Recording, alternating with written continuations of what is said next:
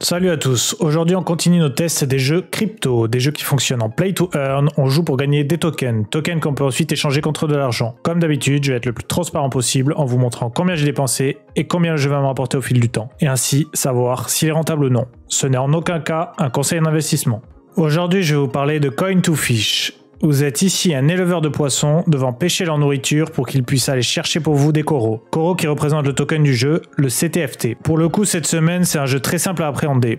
Vous achetez un œuf normal ou un rare qui vous octroie une chance d'avoir un animal marin d'une rareté plus ou moins exceptionnelle. Pour info, cette fois-ci, j'ai enfin réussi à avoir un code de parrainage si jamais vous voulez vous lancer dans le jeu. Moi, je gagne un œuf magique au bout de 100 œufs achetés par l'ensemble de ma communauté, donc c'est quand même chaud à atteindre. Et vous gagnez directement une réduction sur l'achat de votre œuf en tapant le code JEUCRYPTOFR, celui qui s'affiche à l'écran, dans la case juste en dessous. Donc pensez à le faire, ça m'aide et en plus vous payez moins cher. Donc ils disent sur le white paper que c'est moins 100 coins, mais à vérifier. Donc vous me direz si jamais vous le faites, combien vous avez payé au final. Évidemment, l'œuf rare vous donne plus de chances d'obtenir un poisson rare. Donc la rareté va influencer sur le nombre de tokens que va ramener le poisson chaque jour. Une nourriture est égale à une récompense en token, et donc un cooldown de 4 heures. Sachant que 2 sont cumulables, vous pourrez obtenir 2 fois les récompenses si votre poisson est vide. Pour obtenir de la nourriture, il y a plusieurs possibilités. La première, c'est d'acheter des cannes à pêche plus ou moins chères, donnant plus ou moins de récompenses. Sachant qu'il est parfois possible de pêcher des œufs, il me semble, mais les probabilités restent quand même très faibles. J'en ai jamais eu par exemple. Donc ça, c'est le premier moyen. Le deuxième, c'est la récompense journalière. Toutes les 24 heures, vous aurez une pomme gratuite. Et le troisième est d'acheter directement sur la marketplace la nourriture, mais je vous avoue que j'ai pas encore utilisé cette méthode. Donc pour mon histoire, j'ai acheté un poisson à 37 $ il y a quelques temps.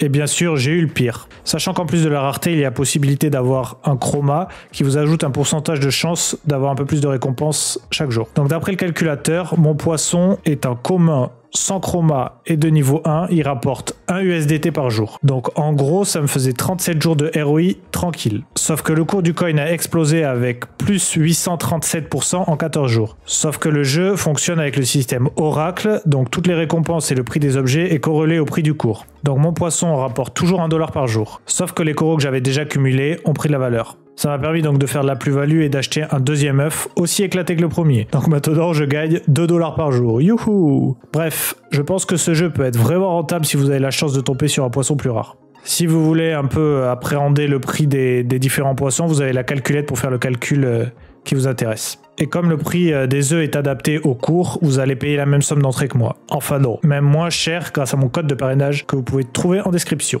Je ne vous ai pas parlé de l'XP, mais c'est tout simplement que pour l'instant ça ne sert à rien. Il faut attendre le PVP pour que ça soit vraiment utile. Pour ceux qui se posent la question, la plume sert juste à renommer son poisson et le billet de loterie à avoir une chance d'être parmi les 10 vénards qui se partageront 10 000 $ en BNB. Alors pour conclure, on va dire que ce n'est pas le jeu du siècle, mais avec un peu de chance le jeu peut être rentable.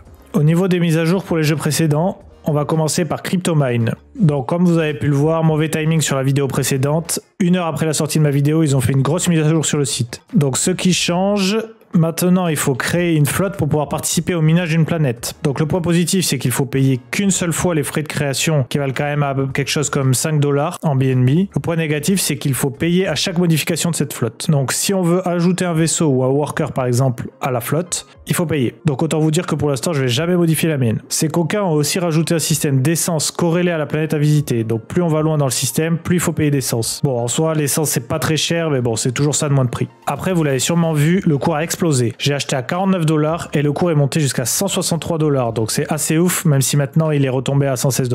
Alors vous pouvez vous dire que je suis riche, mais pas du tout.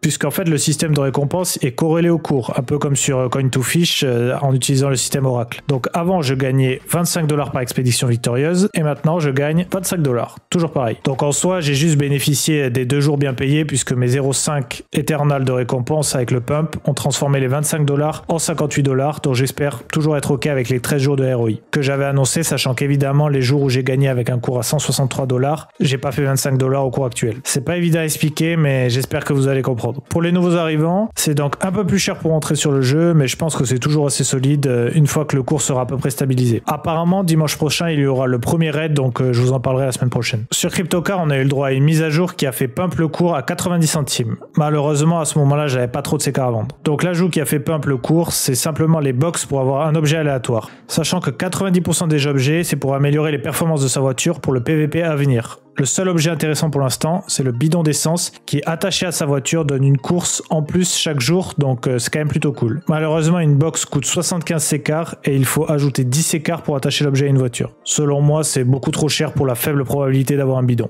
Comme vous pouvez le voir, j'ai unbox une caisse et j'ai une récompense pour le PVP, donc je suis un peu deg.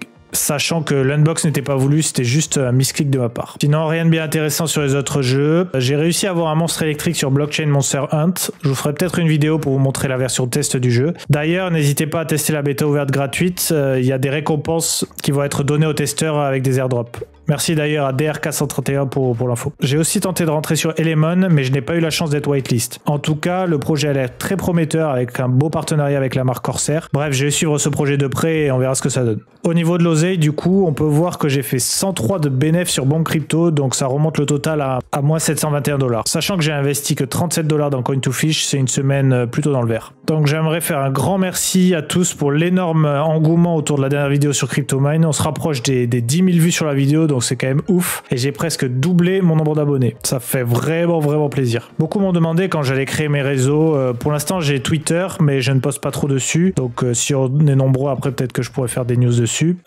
En fait, je trouve que les réseaux, c'est assez chronophage, donc je m'y mettrai un peu plus tard quand on sera vraiment nombreux. J'aimerais aussi débloquer le statut des stories YouTube pour vous montrer en direct mes unboxings ou mes investissements, mais malheureusement, j'ai vu qu'il fallait atteindre les 10K abonnés pour ça, donc c'est pas encore. Sinon, j'envisage aussi de faire plus de vidéos, mais pas forcément d'investissement, mais plus des présentations de certains outils ou de certains jeux sans pour autant investir de l'argent dedans. Il faut que je réfléchisse aussi à ça. Il y a tellement de jeux à présenter, c'est assez ouf, donc n'hésitez pas à continuer à m'envoyer vos jeux. Pour information, on est à 1370 abonnés et à 915 heures de visionnage. La monétisation se rapproche à grands pas. Encore merci à tous pour l'énorme soutien et à la semaine prochaine.